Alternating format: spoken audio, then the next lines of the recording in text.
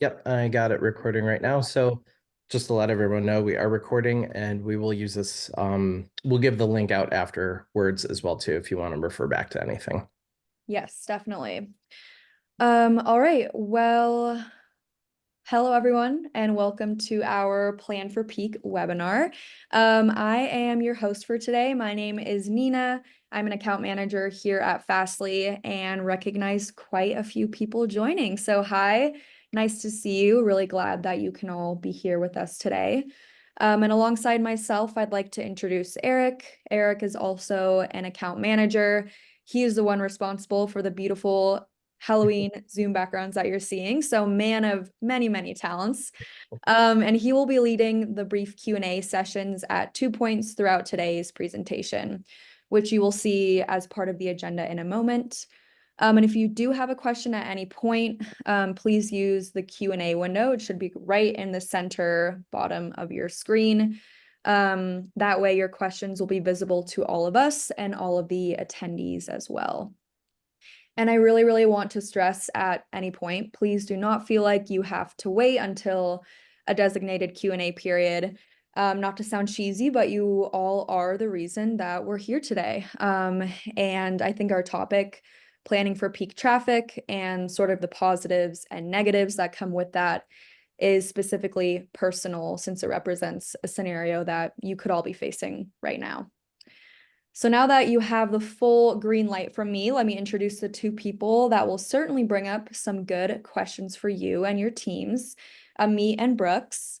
Ameet is a staff engineer and Brooks is a security strategist at Fastly. And both of them are going to help you navigate and prioritize best practices across your network services and Next-Gen WAF. So let's go ahead and take a look at your agenda for today. We're going to start off with visibility, which is central to all Fastly products. And we'll really walk through how to use those visual cues to take action. Next, Ameet will walk you through our platform or network services portion and how you can optimize your CDN.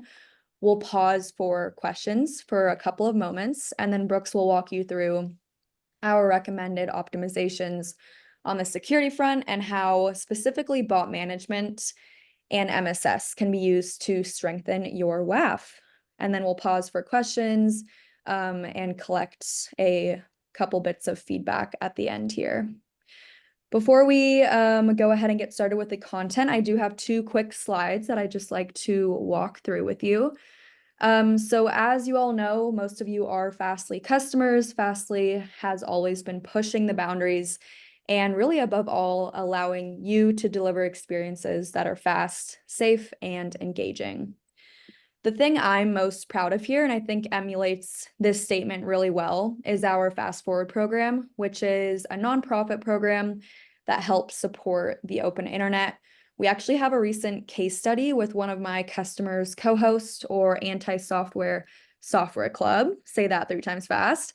But it's a really, really great account of kind of the ethical and technical reasons that inspired a move to Fastly. And let me drop that link in the Q&A section now. That'll go to everyone. Is that right, Eric? Should, yeah. It looks like I think you can just drop it in the chat portion. Okay. I'll drop that in the chat, but highly recommend you read through that.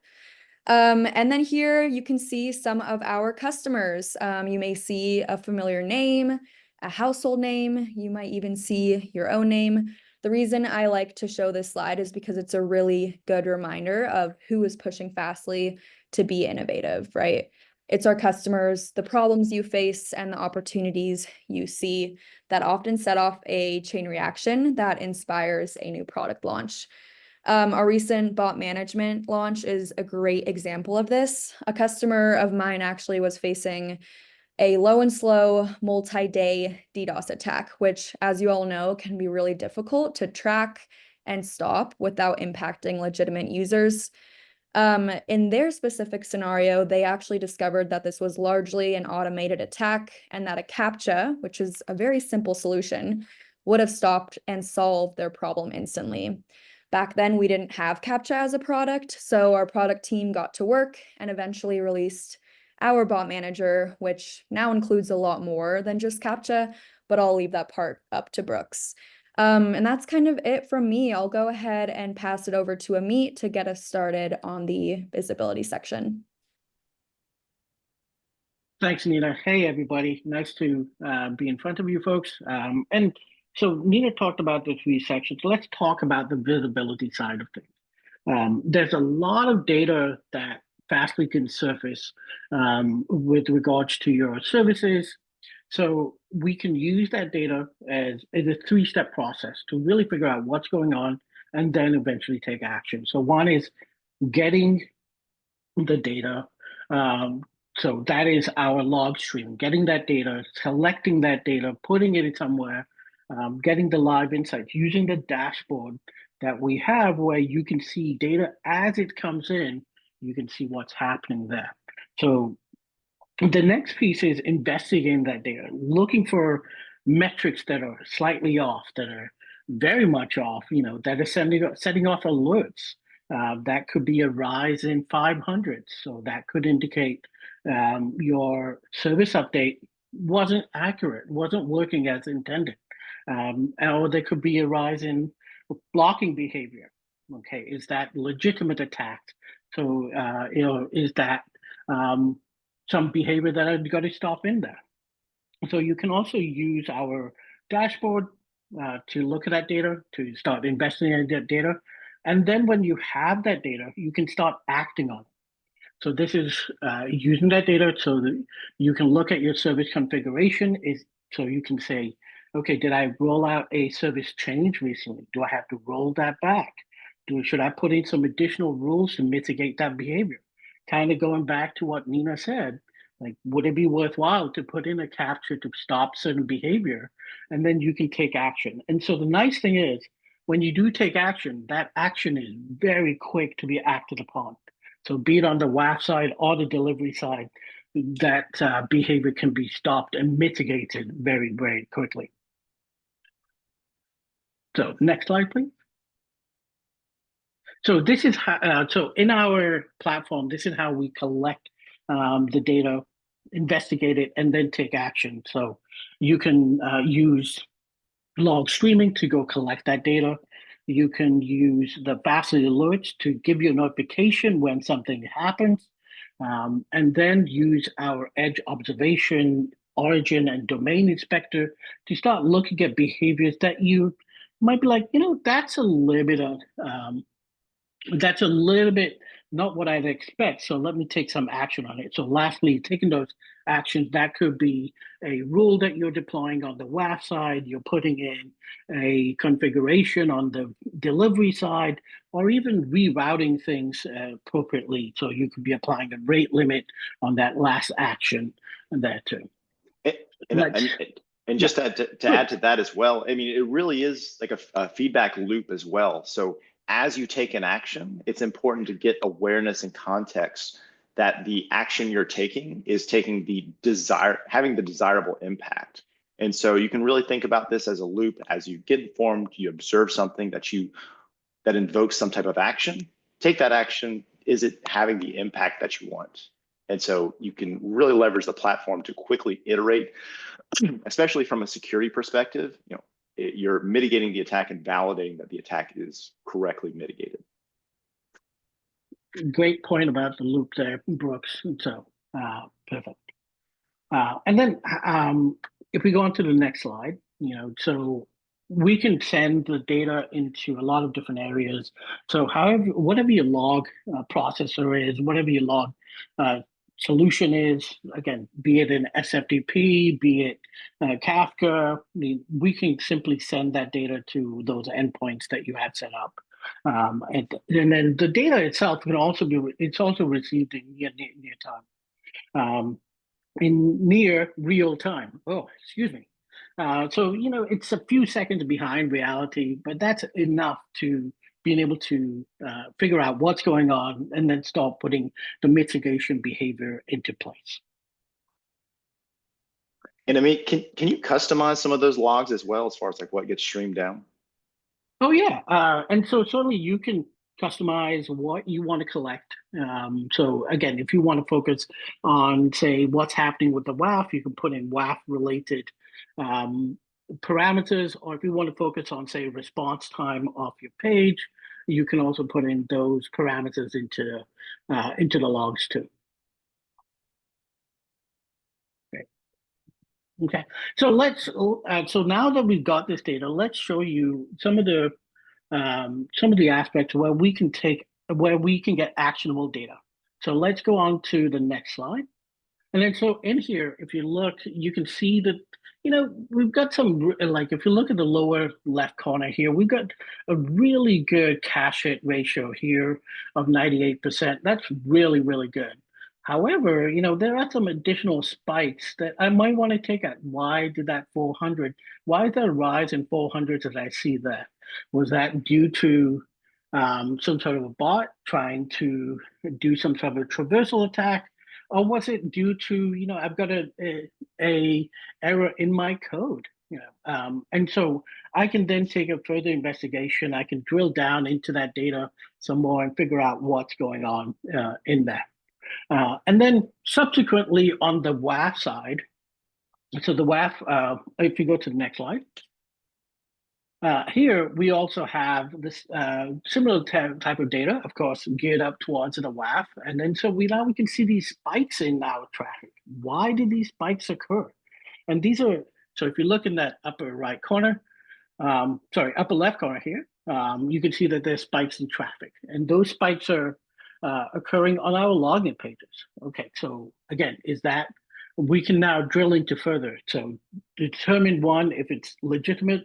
If it is, great. If it's not, then let's dig into it further. Should we put in some sort of a blocking behavior, like, for example, a challenge, like a capture in there? Do we want to use something like a private access tokens to, again, stop that behavior from the bots that we may be experiencing that?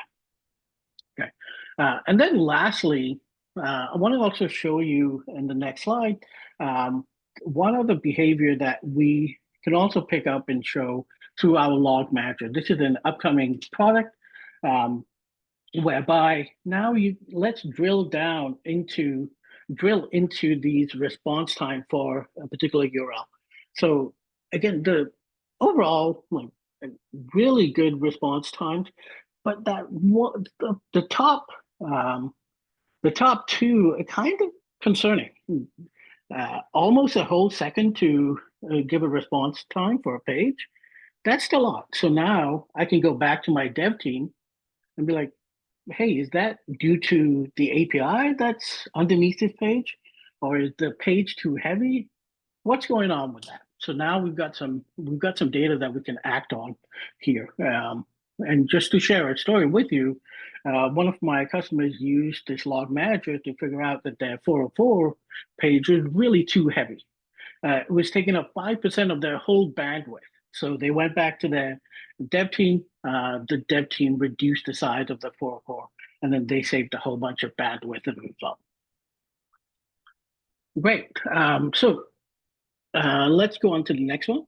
So as a summary, when we look at all the visibility, the data that you can collect from Fastly, one, collect that data. I've had a fair number of customers that haven't set up log, haven't recorded that information. And then so when they do need to debug, now they're scrambling to get that data. Definitely set up the log, send that out to the various log endpoints, be it on AWS, be it on GCP, or even on your own servers.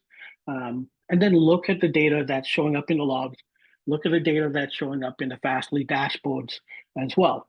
Use systems like alerts to notify you automatically when things do occur, and then use that data, review the logs in turn, and then start, okay, how do I start mitigating this behavior that I'm seeing, right, as a result? So let's go on to the next section. And so here we'll talk about the platform. So with the platform, this is focus on the delivery side of things. So now let's think about in regards to where we have a massive peak of traffic coming in. Right. So what do we do in that regards? So when we do have that peak, right? Let's go to the next slide. And then so here, so cache is really the key thing to be able to deliver at a large volume of requests. So if you can cache it, we saw previously, like there was that customer that had 98% of their requests were cached.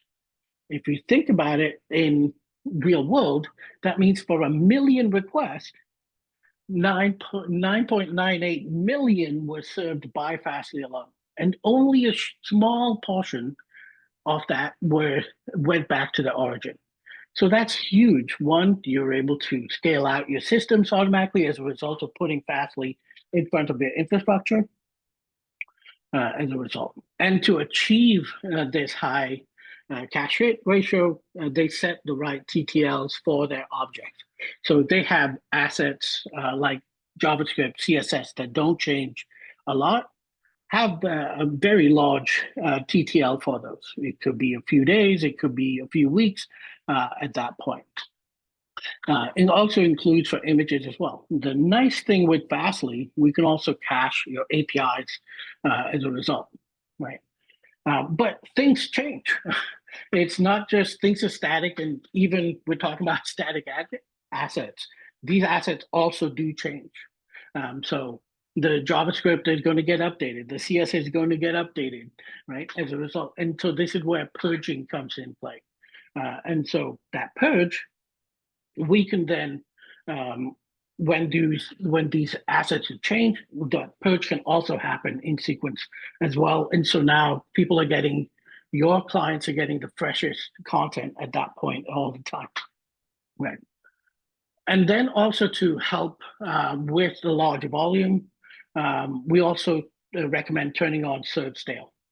So this way, if there is an issue with the origin, with the host server, say that goes down for maintenance or it has some sort of an issue, we can still serve the content in its place, right? And so we can serve it from our cache, serve it until your server is back up at that point. Okay, and then we can also add in, or you can also leverage shielding as well. So think about shielding as another layer of caching, right? So we have our standard edge pop, then we have our shield pop as well. So now you've got 2 layers of caching into the system. The nice thing is, again, you've got 2 layers of caching, really helpful to maintain a high cache hit ratio and to also help manage all that, the massive scale of requests that you're getting. But the other thing that it does is to request collapse as well. So instead of all of our pops reaching back out to your origin whenever there's a miss, we'll simply designate the shield pop, one of our pops you'll designate as the shield pop, and that's the only one that's really communicating to your origin. So the advantage there is, instead of having 100 or so pops reaching out, you get 1, right? I'll talk about that in just a little bit in the next slide. And then the other thing too, sorry, could you go back one? Yeah, and then also from a protection of your origin standpoint around the control of it, I would certainly say to limit your origin to the IPs of Fastly pops. So you have no other access going, say, somebody bypassing the cache at that point, simply the origin rejects that request. And then using some other tools like edge rate limiting to limit the requests that are happening, the number of, also using DDoS mitigation and protection as well to again, reduce the request down to the legitimate requests as opposed to bots and other attack vectors there. All right, on to the next slide. I think oh yeah, you're good. I love that, limit the access to the Fastly IPs. I think that's a really good option, especially initially. I'll say what I've seen as well customers do is, in addition to that, also implement mutual TLS. So we do support mutual TLS from Fastly to an origin. And so if you want to lock down your origin specifically from your Fastly service, then you can also use MTLS for that. You can also use like a secret request header or something and verify that at the origin. But MTLS or mutual TLS is a really strong way to validate that the requests coming from Fastly are originating from your specific service. Good point about MTLS. So I just wanted to show you this slide just to help you envision what the shield brings to the table. So again, let's assume that we have 10 million requests going in. We have a cache hit ratio of about 90%. So that means 9% of those requests, 9 million of those requests are going to be handled by Fastly at that point, the combination of the edge pop as well as the shield pop, right? So we have a 1 million requests at that point, right? But those 1 million requests doesn't mean that we're sending all 1 million requests back to your origin from all the pops. What the shield is doing, it is now collapsing or coalescing those requests and saying, you know what, all of those requests are really about the same thing. So I'm going to take all those requests, combine them together, and then go reach out to the origin. So now we've actually shrunk those requests going back to origin. Instead of million, now we've got that shrunk down to 10,000 requests. So that's a huge, so think about the load there, right? We've reduced the load by 100 going back to your origin. So that's a massive cost saving, massive reduction on the load of your origin as a result, just by turning on the shield pop. So that's one of the great advantages of doing a shield pop. Again, it really helps from a caching standpoint, as well as reducing the load on your origin. Okay, and then let's go to the last piece of this section that I want to also share with you. So let's go to the next slide. And then so here, we're not working in a bubble, right? So the way that I kind of think about it is that I want to have a high performance car. My website's got to be high performance, right? So let's think about it in a car analogy. I will have a V6 engine, right? And V6, great, it gives me great gas mileage, relatively great performance. But then I can put in a turbocharger or even a supercharger in front of that. And now I can get even more horsepower out of my car at that point. And so by having great development with a CDN, now you're getting the best of both worlds, right? So so on the page standpoint, there's page performance techniques that you can employ. So like preloading, prefetching, pre-connect hints, even doing a DNS lookups for the various hosts that you're using on your pages, doing that all into your page really helps minify. And then also minifying the code, minifying like CSS or JavaScript, or even loading it in line. I know that might be, a philosophical back and forth we could have about that, right? But those are some techniques that we can do to reduce the load as well as improve the performance of the page as well. And then don't also forget about the browser cache too. That is something that we can leverage, right? To also further help with caching to give a good performance to our web pages as well. And then when we talk about the Fastly side of things, so Fastly, we talked about how it can help with caching and so on, but it can also be merged in with how you have things. So as you're rolling out updates to your pages, to your content, you can purge automatically. So this way, if you say have a new set of images, a new set of product, you can then do, or you have an update to those products, you can then issue a cache purge automatically. So then you can also build in Fastly into your CI/CD pipelines as well.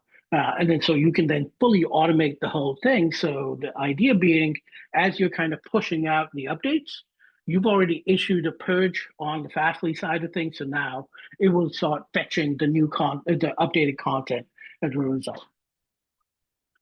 All right, so let's just do a quick summary of the section next here. So again, in order to handle scale of requests, caching, right? Set the right TTLs that are appropriate to your content. purge outdated content, so then you have the freshest content, you maintain the user experience, enable shielding, which helps to reduce the origin load, as well as improve the cache hit ratio, and then leverage techniques like performance enhancements, browser caching as well, to really take your pages, your website performance to the next level. All right, I'm taking a little breather there. Whew. Next slide, please. Great job, Ameet. Yeah, thank but you. Do we have any questions?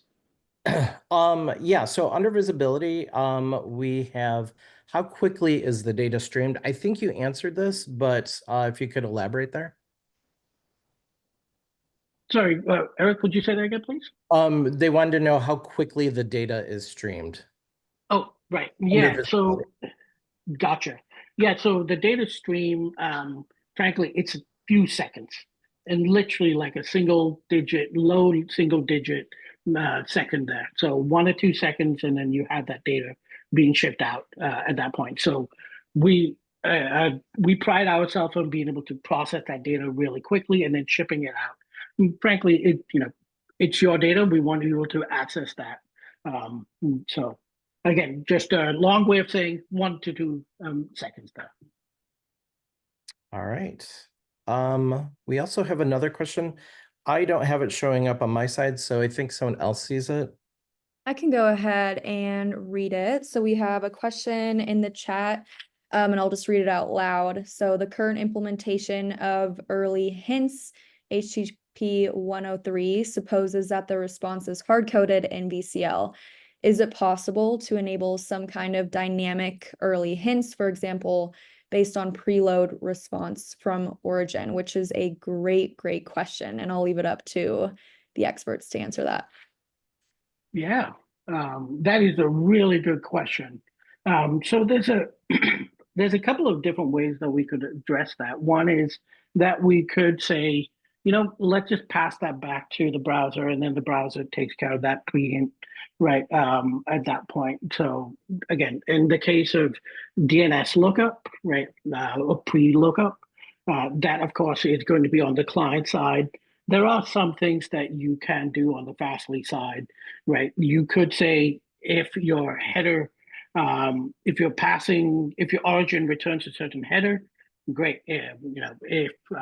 Then set up your VCL accordingly. So use a conditional in your VCL, and then you're adjusting based on what the response comes back from your origin at that point. Hopefully that helps, but we can dive into some more there later on. Let me know if that addresses your question, whoever asked that question.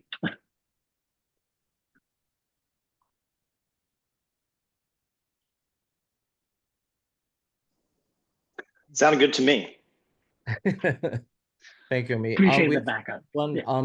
They wanted to know what the cost is for shielding as well too. Oh yeah, we get this a lot, right? So so first of all, there isn't a cost per se off shielding. It's not like a product that we pay on for extra. So it's not like a add-on feature. However, when you do turn on shielding, as you can imagine, there is bandwidth being used. So now the request is going from not just 1 pop to the second, but now it's going through 2 pops, and then finally over to the origin, right? So there's some additional bandwidth as a result.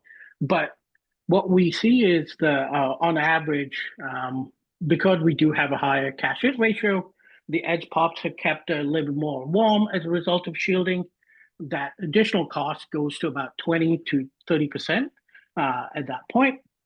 But that's a lot that's a lot better saving than what you're paying on egress, for example, say from your origin without shielding, right?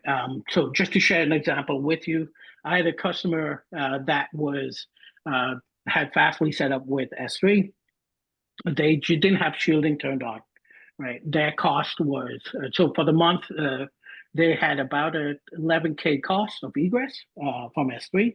When they turned on shielding, that dropped dramatically. It was it was fantastic seeing the data from the S3 side.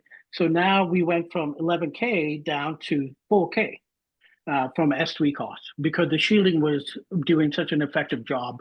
Because now you've got 2 layers of caching. So if the edge pop doesn't have it, the shield pops compensates, and then vice versa at that point. So you're again, it's well worth it. At that point. So try it on. I think you'll appreciate it. Thank you, Ameet. I think we're good on questions unless there's anything else I see out there. All right, we will move on to security and with Brooks. Hey, folks. Again, I'm Brooks Cunningham, security strategist here at Fastly, live in the swamps of Louisiana. And by the way, thank you, Eric, for the fantastic background. I did not create it. So I just want to give a quick shout out there. In any case, yeah, I'm going to be talking about security. We'll cover some of similar themes from visibility and platform, but of course, it's largely going to be focused on how do we really get better visibility and better controls implemented for the peak traffic season. So if we can go to the next slide. So where does security kind of fit in with Fastly? What are the different knobs that are available? Well, security is really a defense in depth. Like that's the strategy that we should be taking, and our architecture supports that mindset really from the start. So if you see from the far left, the Fastly platform is going to protect you from volumetric DDoS, just right out of the box. So we absorb all the traffic. So we're going to be able to protect you from SYN floods, TCP floods, those types of just kind of straight volumetric style attacks, right out of the box with no configuration required. But once an HTTP or HTTPS request actually gets into our network, there's various controls that are available. We're actually, I think, I don't want to spoil the announcement, but keep an eye on the Fastly page. We should have an exciting new product announcement possibly later today on specifically some more DDoS capabilities. But in any case, what capabilities exist at the Fastly Edge initially? Edge rate limiting absolutely exists, and you can get visibility into the different status codes and those things like what we previously talked about. So when a request initially goes to the network, it hits our edge pops, and then if it's allowed through, there's no security mitigation that is warranted, it'll then potentially go to that shield pop. And actually, I'm going to experiment with this annotation feature. We'll see. All right, there we go. All right. Well, what's really cool about this architecture is that you can actually have different rate limiting settings at the edge pops and at the shield. So for example, we get use cases where customers want to have counts that are more in aggregate. And the way that you can do that and have it generally pretty accurate is having the counting specifically at the shield. Now you want to take an action as best as you can, so you can take a similar action at the edge pop, but you can have more aggregate counting at the shield if that's something that you want. So a common use case, for example, is you have users coming in with API keys and you want to enforce some type of general terms of service. A great way to do that is with the Fastly Edge rate limiting. So if somebody exceeds a certain request per second count or request within a 10-minute increment or 60-second increment, you can really quickly make sure that they're within their allowed range and get visibility into who's exceeding their allocation for certain licensing, all without having to go to your origin to actually enforce that. We certainly have rate limiting configurations available within the next-gen WAF, especially with our edge deployment, and additional bot management capabilities there. So we want to make sure that you have visibility into all sorts of traffic, whether that's bot traffic that's beneficial to your business, potentially Googlebot, Bingbot, Yahoo Slurp. The SEO is going to drive traffic to your business. You can allow that stuff through, but malicious traffic, things that are trying to do credential stuffing, carding, we want to be able to take an action on that. So it's not going to your origin server and it's not causing fraud for your business. Let's go to the next slide. So I'll talk a bit about credential stuffing, but really a really important part here is that 77% of all web attacks are performed with stolen credentials. I personally have a hard time convincing my own family to not use the same username and password throughout a whole bunch of websites. So I know that it's a real challenge for end users, getting them to use this different username passwords throughout. So once an attacker gets a hold of combo lists or database of username password combinations, it's really common for those to be used and spread across many different sites to just see where they get a hit at. Or if you're going against a persistent attacker, potentially they're going to target your specific site either in a very bursty way or in a low and slow way if it's a long-standing campaign. And so we want to give you visibility and controls to surface those type of attacks, so that way you can take an action and implement controls that are warranted for your business and to really mitigate the attack. Let's go to the next slide. So how we give you visibility into that from the WAF perspective? Well, there's a number of signals that we expose just when you initially onboard. We give you visibility into Tor exit nodes, requests coming from data centers, certain status codes coming by, returned back. And so we want to surface that information to make it easy to understand potentially where you should start initially focusing on. But for certain, if you're under a credential stuffing attack, chances are you have a pretty good sense of the endpoints that you want to focus on. And that's where we do have signals and templated rules to really help surface additional information. So for example, on the card on the right, you can see there's different actions such as account link, funds transfer, fund payments. So once an attacker potentially compromises an application, especially if it's a banking application, they might start initiating a funds transfer or payment. And so this is a way to follow that kind of trail of request for a potentially given attacker or legitimate use case and understand some of those patterns. And of course, you can use some of those signals to take an action on request to help prevent some of the fraud in the first place as well. Let's go to the next slide. So you want to stop Grinch bots generally, but we want to make sure that you get visibility into really all bot traffic. So it's really important to review bot activity within the request view that we do make available and within some of the cards or access. And we give you a lot of visibility into all types of automation using that verified bots signal. At Fastly, we're not assuming that any bot traffic is beneficial to your business or necessarily abusiveness right out of the gate. So, but we just want to expose things like search engine crawler, security tools, site monitoring tools, SEO is very important as well. And then you can make the decision that's appropriate for your business on what type of traffic that you want to allow through. So for example, I know in the world today, certain type of activity you don't want to allow on your website, even if it's a search engine, you have the ability to take an action on that. And so, and if you don't necessarily know what your business wants to focus on, a great place to actually start is your robots.txt. And so you go to your website. So for example, www.fastly.com/robots.txt. Every site just about is going to have some type of robots.txt to give you some insight into what type of crawling is allowed or not allowed for the site.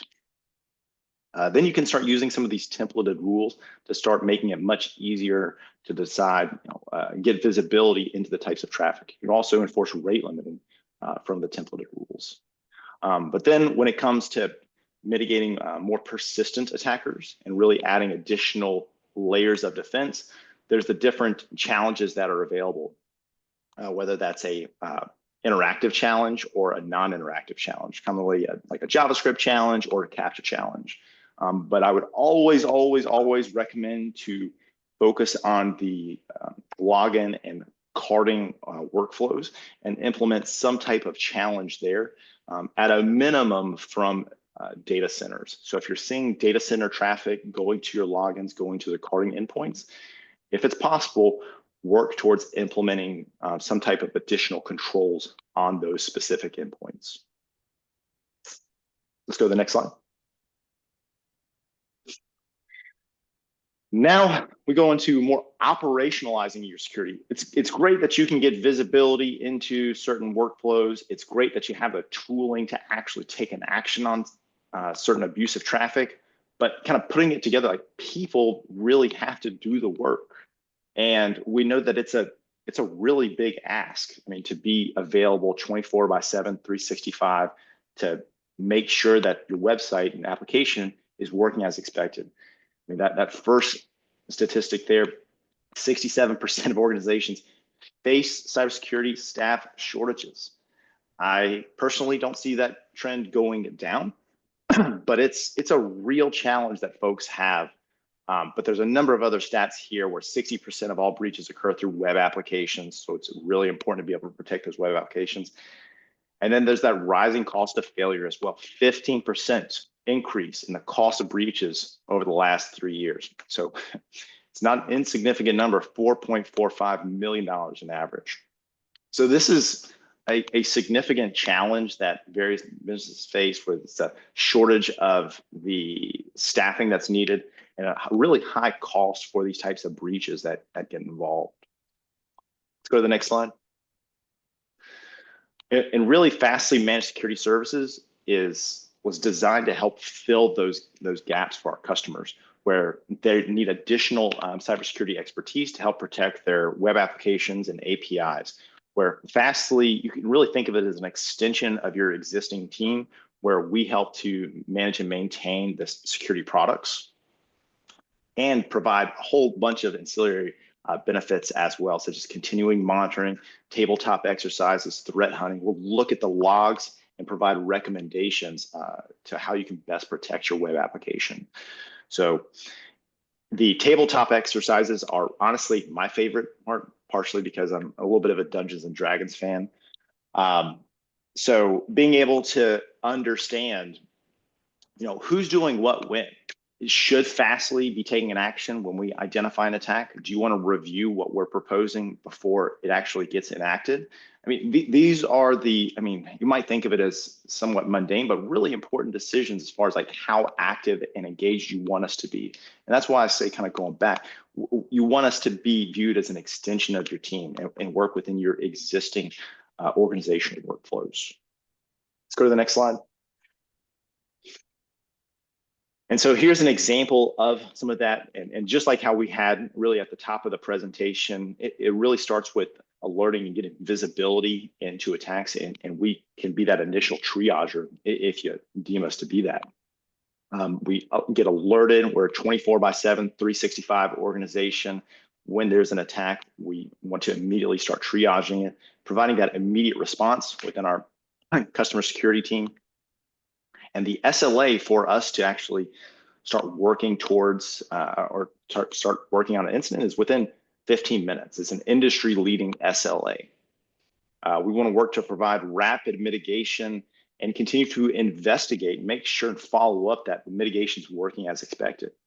But if the attacker continues to iterate, that's where that threat hunt comes into play, where we're going to make sure that not only is the attack mitigated initially, but as the attacker iterates and advances, we work to iterate with the attacker as well. That whole workflow can be a lot to ask for our customers if they don't necessarily have the staffing ramped up. Because just think about how much staffing you actually need to provide a 24/7, 365 cybersecurity operation. I personally live the operations life, and if I could hug more of the operations folks today, I would. They definitely need all the love that they can get. It's a tough job, especially with getting alerts around the clock, and that's why Fastly, we're a global organization, and we have staffing around the world to triage and respond to incidents. That's not the middle of the night for folks. I can certainly remember times when I got paged at 3 o'clock in the morning. Long time ago, and I wasn't in the best cognitive state. And so we want our customers to be able to focus on the true business problems when they're at their best mental state possible, and let us fight the good fight on their behalf. Let's go to the next slide. And I just want to make a really quick note there. Sorry to jump in, but back on the MSS slide, So we actually just recently launched our commercial MSS product, which I think we launched that just a couple of weeks ago. It's essentially the exact same product as our classic MSS. So you're basically getting the exact same product that our enterprise customers are getting, but for a reduced cost. And I believe the only thing it doesn't include is that threat hunting, but it's the same SLAs, same rapid mitigation. And right now, I believe it is 50% off list pricing, which is pretty incredible. So if you are interested in MSS, but were previously kind of pushed away because of price point, now would be a really good time to see if things have changed. You can talk to me, you can talk to Eric, talk to your account manager. But yeah, I definitely wanted to make sure I highlight that. Is this a Halloween sale special? Sure, yeah, we can call it that. Fantastic. Trick or No, thank you. Excellent. Were there any questions? Sorry, I should have asked earlier. I don't see any coming in quite yet. Let's see.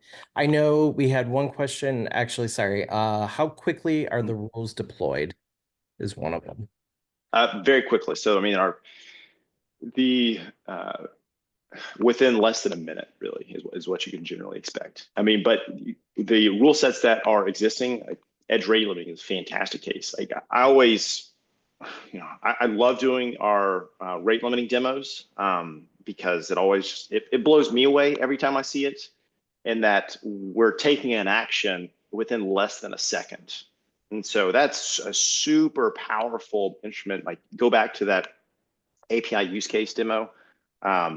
Or API use case where you want to rate limit on somebody that's exceeding their allotment for whatever product tier that they're in based on some API key information, or you could also do it with a JWT or JOT as well. But the idea is that if somebody exceeds rate within 1 second or less than 1 second, you can take an action.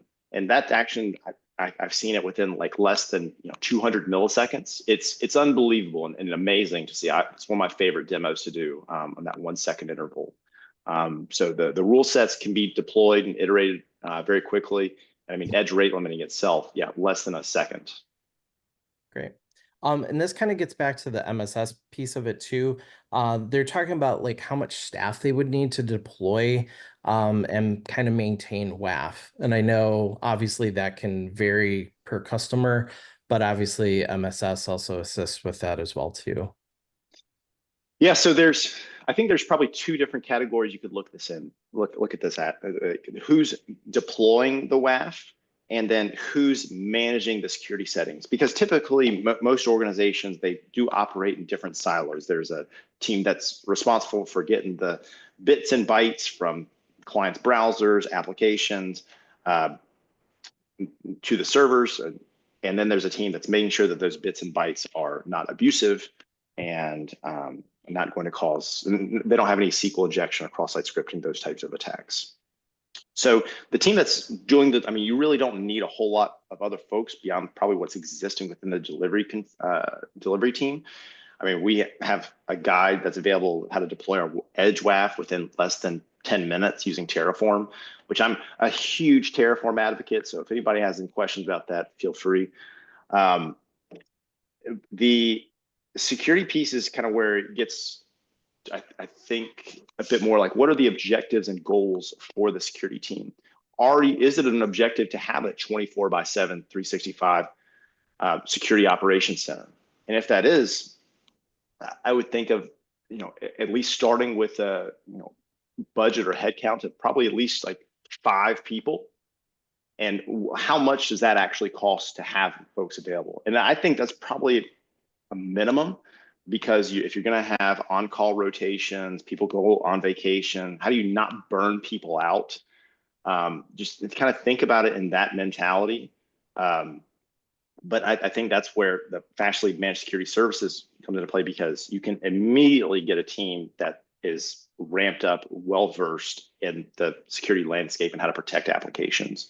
And so if it is an objective for you to actually build out some of those capabilities, great. Like, we can certainly work and be an extension of that team as you build out some of those capabilities. Great answer. Thank you, Brooks. And I Thank you. see one question as well. Raj already answered this really well, but I thought we could maybe go back and talk about it a little bit since we have a couple of minutes. Eric, could you go back to the deployment architecture slide that Brooks had, and then I'll go ahead and read it out. It says, this architecture, does it refer only to the cloud-based deployment or also to the agent-based one? And again, Raj already answered that. I thought maybe we can take it a step further. Our most recent deployment is edge deployment, which I think this question was kind of getting at. Maybe we can talk a little bit about that, what it looks like, and why Fastly is starting to recommend it to customers. Absolutely. So the reason, so the short answer is yes, this is focused on the edge deployment, which has our bot management capabilities kind of built in there. At the moment, the bot management capabilities are really baked into only the edge WAF deployment. And so that is a bit of a difference between the edge deployment and the on-prem deployment. You still get the benefits of like SQL injection, cross-site scripting, and like those other OWASP top 10 out of the box with the agent deployment, but at the moment, bot management is specific to the edge. There's a tremendous benefit of being deployed at the edge, because if you can reduce your infrastructure cost at your origin, fantastic. And that's like, we want to absorb as much of the attack traffic, that abuse traffic, as we possibly can before it gets to your origin. And really, by having the WAF deployed at the edge is the way to do that.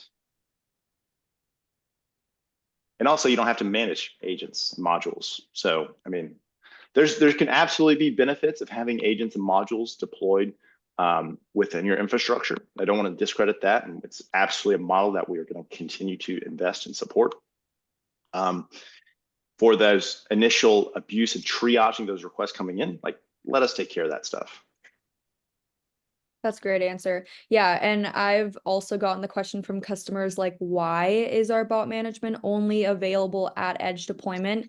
The answer I've heard, and maybe Brooks, you can expand on that, but it's easier for us to control a beta program and easier for us to push out fixes and fix bugs that inevitably happen at the beginning of a new product release.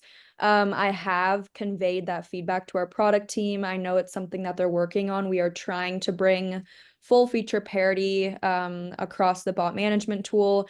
I think at Fastly and at Signal Sciences, if you joined Signal Sciences before it was Fastly, we have always had this mantra of being able to deploy anywhere. We want to make it as easy as possible for our products to fit into your existing infrastructure. So I do think that is still coming, but definitely a question that I've gotten quite a bit, and I think it's interesting. I think that's spot on, Nina. And to add a little bit more to it is that, the Fastly bot management, I believe it went GA at the beginning of this year. So it is a fairly new, generally available product. And our product team and engineering are working really hard to quickly iterate in the space and continue to build out an exceptional product. And to do that and to iterate quickly, like you said, we're really focused on the edge initially. I know that there's consideration to bring some of that feature set more to the agent deployment. As we're just kind of iterating and going quick, the decision is to have that focus at the edge to have that quick iteration and feedback loop. Right, great. I think that kind of gets to the summary of, hey, get visibility. We want to have some rate limiting where that's possible. Like I gave that example, rate limiting on an API key. Implement some type of bot management, at least to get visibility into the bot traffic already going at the site. But you can also utilize that for your existing login and carding workflows, especially going into the holiday season. Again, I'll say it. How do you understand what traffic is going to your login and carding workflows? Look at those endpoints and protect them. And then when it actually comes time to mitigating attacks and getting continuous visibility into the attacks and your mitigations that you're implementing, that operational excellence. One of my favorite questions actually to ask people, and it really opens things up for a story, is how would your organization respond to a credential stuffing attack at 3 a.m. on New Year's Day? And I think that's a helpful question for folks to kind of think through for that tabletop exercise of like, what are the steps? How do you get visibility into that attack? How do you even know that an attack is happening? Who is responding to it? What's that workflow? And so that all kind of plays into that operational excellence and getting into the mindset of like, how would you begin to triage that type of attack? But absolutely, the Fastlane managed security services and our customer security team is well equipped to help folks out and detect and mitigate those types of attacks. That's all I got. Great. Thank you so much, Brooks. Thank you, Ameet. I think that brings us to the end. We have a couple more minutes, so please stick around. I think there's one question we want to answer live, and then Eric will be pushing out a really, really brief poll just to kind of ask you what you thought of the webinar. This is something we are thinking of doing more often for our customers. So if you also want to email myself, Eric, or your account manager separately and let them know any topics that you're interested in, maybe you asked a question today that you'd like to dive deeper into, we would love to talk about that in an upcoming webinar. But I'm going to go ahead and read a follow-up question we got to the earlier question on HTTP 103. And I'll just read that out loud. So the beauty of HTTP 103 is to tell browser what assets can't be downloaded prior sending the actual response. The current implementation of early hints on Fastly does not support any data from WordGen, which again, great follow-up question. Ameet, do you want to tackle that one? Yeah. Excuse me. Yes. So yeah, you can certainly help us to be aware of hints. So for example, if you're doing, like, say, we're talking about server pushes and so on, great. You can simply just say to us, okay, send us a hint header, and then the BCL can pick up on that header and then act on it, right? So that could be changing a TTL for a object type, for instance. That would be the simplest way at that point. There is a really good blog post that also talks about hints and how we would incorporate those into BCL in there. I'll put that link in for others. It's really worthwhile just seeing, if you're curious about it. So if you can share that, Nina, Eric, with everybody, that link, and that's how we could incorporate hints into BCL. Great. Thank you so much. Yeah, and let me know if you want to chat about that further. The person that asked that question, you can send me an email and we can chat about that. And it looks like Eric just pushed out the poll. So if you could take a moment to respond there, we will be sending out a follow-up email with the recording, as Eric mentioned. And yeah, we'll stick around for a couple more minutes. If you have any questions that you maybe want to ask to a smaller group, please feel free to do so. But yeah, thank you so much. Really appreciate you all joining, and hopefully we'll have another one of these soon.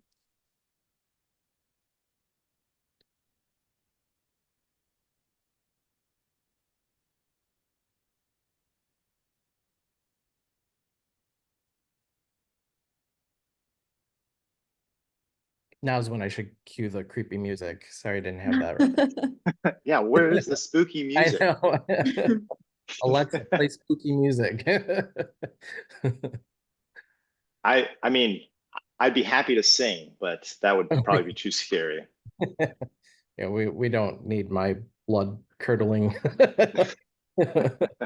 Not be appropriate.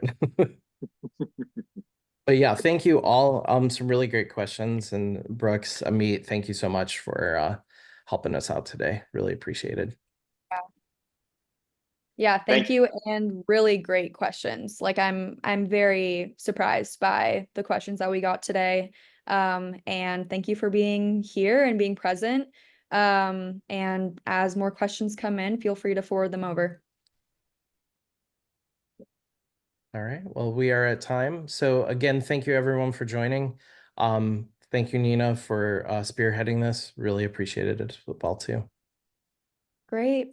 Okay. Bye, everyone. We'll see you soon. Everyone. Bye, folks.